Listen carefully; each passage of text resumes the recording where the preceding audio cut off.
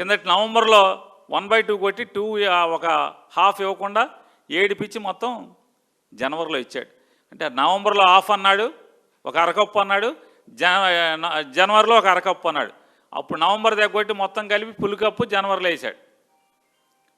అయినా కూడా ఇప్పటికీ 6 ఈ తారీఖుకి నేను మాట్లాడే రోజుకి 6 సరెండర్ లీవ్లు పెండింగ్ ఉన్నాయి. డబ్బులు ఇవ్వడు, సంపద సృష్టిస్తానని చెప్పావు, పోలీసులను మాత్రం ఫుల్గా వాడుకుంటున్నావు. దానికి దీనికి వెళ్ళలేదు. మీరు బ్యాటరీ సైకిల్ వేసుకుని నారా చంద్రబాబు నాయుడు గారు, హోంమంత్రి గారు ఇద్దరు బ్యాటరీ సైకిల్ వేసుకుని వెళ్తారు. బ్యాటరీ సైకిల్ అంటే అది మనం తొక్కక్కర్లా, స్టైల్గా మాత్రం ఊరికే కాళ్ళు కదుపుతూ ఉంటే అది వెళ్ళిపోతూ ఉంటుంది. చూసేవాడికి మాత్రం వీళ్ళు తొక్కేస్తున్నారు, ఎమ్మతొక్కుడు తొక్కుతున్నారు అనుకుంటారు. ఆ బ్యాటరీ సైకిల్ చుట్టూ మొత్తం సైకిళ్ళు వేసుకుని తొక్కేది ఎవడా అంటే పోలీసులు, చుట్టూ పోలీసులే. ఆవిడకు 12 సైకిళ్ళు పోలీసులు, ఇతనికి ఒక 50 సైకిళ్ళు పోలీసులు, మొత్తం పోలీసులు. మీరు సైకిల్ మీద షూటింగ్ చేసుకుంటా కూడా ఈ పోలీసులు కావాలి, కానీ వాళ్ళకి ఇవ్వాల్సిన నిమిత్తం వాళ్ళకి ఇవ్వరు. ట్రావెల్ అలవెన్స్ టీఏలు 2024 నుంచి మీరు ప్రమాణ స్వీకారం చేసిన దగ్గర నుంచి ఇవాళ దాకా టీఏ నయా పైసా పోలీసులకి ఇచ్చారు ఎవరికన్నా? ఏ పోలీస్ కానిస్టేబుల్స్కైనా టీఏ మీరు ఇచ్చారా ఇంతవరకు? లా అండ్ ఆర్డర్లో పనిచేస్తే నెలకు 1500 రూపాయలు, అంటే దాదాపుగా 36,000 సంవత్సరానికి. 2 ఏళ్ళకి 72,000. లా అండ్ ఆర్డర్లో పనిచేసేటువంటి పోలీసులకి టీఏ కింద, ట్రావెల్ అలవెన్స్ కింద 72,000 ఇవ్వాలి. మీరు బాకీ పడ్డారు చంద్రబాబు నాయుడు గారు. నిరుద్యోగం, చదువుకుని ఉద్యోగం ఇప్పించలేని పిల్లలకి నెల నెలా 3,000 బాకీ. 1,500 రూపాయలు 18 ఏళ్ళు నిండిన ప్రతి ఆడపిల్లకి నెలకు 1,500 బాకీ. డ్వాక్రా అక్క చెల్లెళ్ళకి బాకీ.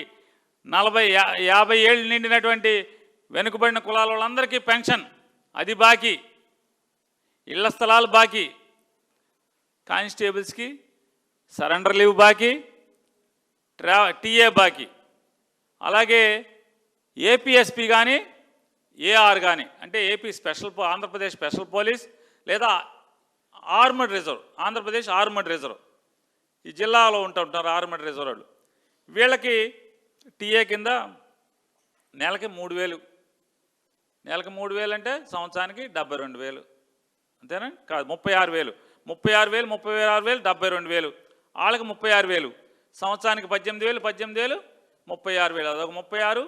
ఇది వాళ్ళకి 36,000 లా అండ్ ఆర్డర్ వాళ్ళకి, వీళ్ళకి 72,000. సరెండర్ లీవ్ ఇవ్వరు, టీఏ ఇవ్వరు. ఇంక బాధలు చూడండి. మీకు కాపలా కాయటం, బందోబస్తుల సంగతి తర్వాత. ఈ లా అండ్ ఆర్డర్లో ఉన్న వాళ్ళకి వీళ్ళందరికీ ఏంటంటే ఇప్పుడు కొత్తగా డ్రంక్ అండ్ డ్రైవ్, బ్యాందీ బాగా తాగమనినే చెప్తాడు. రాత్రి 10 కాదు, 9 కాదు, 10 కాదు, 11, 12 తెలిసినా కూడా మీరేం మాట్లాడొద్దని చెప్తాడు ఎక్సైజ్ వాళ్ళకి, పోలీసులకి. పొద్దున్నే 5ంటికి తీసుకు అమ్ముకున్నా కూడా ఏం మాట్లాడొద్దని చెప్తాడు. బార్ల వాళ్ళకి లాభం తక్కువైందంటే లాభం పెంచుతాడు. చూడండి, లాభం తగ్గితే లాభం పెంచుతాడు వాళ్ళకి, బార్ల వాళ్ళకి. అందరి బాధలకు వింటాడు, అందరికీ న్యాయం చేస్తా అంటాడు. వ్యాపారస్తులకి, ఉద్యోగస్తులకు మాత్రం న్యాయం చేయడు. ప్రజలకు ఓటేసిన ప్రజలకి మాత్రం న్యాయం చేయడు. ఎందుకు న్యాయం చేయడంటే ఇక్కడైతే ఏం వచ్చేది ఉండదు. వ్యాపారస్తులకి వేస్తే ఏదో ఒకటి వస్తుంది, ఎక్కడైనా లాభం నాకేంటి.